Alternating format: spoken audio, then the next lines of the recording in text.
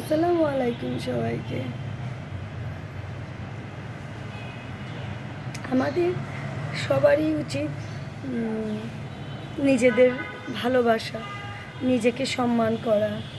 আমি জানি আমাদের অবহেলা করার জন্য বা কষ্ট দেওয়ার জন্য আমাদের আশেপাশে অনেক মানুষ থাকবে। আপনাকে কষ্ট পাওয়ার জন্য মানুষের কাছে যেতে হবে না, মানুষই আপনার কাছে চলে আসবে কষ্ট দেওয়ার জন্য, অপমান করার জন্য।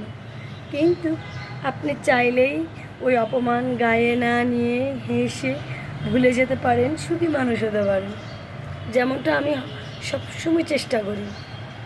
আমাকে যদি কেউ বকা দেয়, আমি কখনো সহজে রিয়্যাক্ট করি না। আমি এখন আমার পরিবারের মানুষ, আমার একান্ত নিজের মানুষ ছাড়া আমি কারোর সাথে রাগ করি না। আমার নিজের মানুষ বলতে আমি হয়তো আমার মা বা বোন, আমার স্বামী সন্তান ছাড়া আমি আর কারো কথায় কখনো রিয়্যাক্ট করি না। মানে আমি হাসি, চুপ থাকি। মন খারাপ হলেও আমি কখনো মুখের ওপর বলি না যে আমার এই বিষয়টা খারাপ লাগছে, তুমি আমার সাথে এভাবে কথা বলতে পারো না। মানে এটা হয় না, কিন্তু লাগে, যেটা লাগার সেটা ঠিকই লাগে, লাগলেও আমি হাসি। কিন্তু চেষ্টা করি সব সময় মুখে হাসি রাখতে, কখনো কোনো কিছু নিয়ে আপসেট একদমই হই না।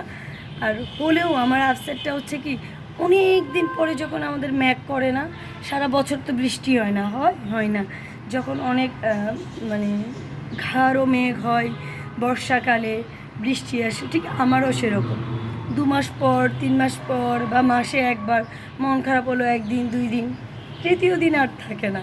মানে প্রথম একটা দিন একটু খারাপ যায়, পরে আমি আবার খুব ইজিলি গোছাই ফেলি নিজেকে, গুছিয়ে নেওয়ার এবং হাসা, মানে আমি হচ্ছে হ্যাপি। আমার ভিতর থেকে আমি নিজেকে, উপর দিয়ে আমার যাই থাকুক, আমি ভিতর থেকে হ্যাপি থাকার চেষ্টা করি। এতে আমার জীবনকে আমি মনে করি সহজ করে, আমার হাসি খুশি থাকতে সাহায্য করে। তারপরে সব কিছুর মূলেই আমাদের মানসিক একটা সুস্থতা বজায় রাখে। আমার কাছে মনে হয় আমি যদি হাসি বা আমি নিজেকে ভিতর থেকে সব সময় পজিটিভ কথা বলি, সব সময় পজিটিভ মোটিভেশন আমি নিজে দিই, কারো মুখ থেকে ওরকম মোটিভেশনাল স্পিক শুনলে আসলে ভালোই লাগে, কিন্তু পাবো কোথায়, ওরকম মানুষ নাই।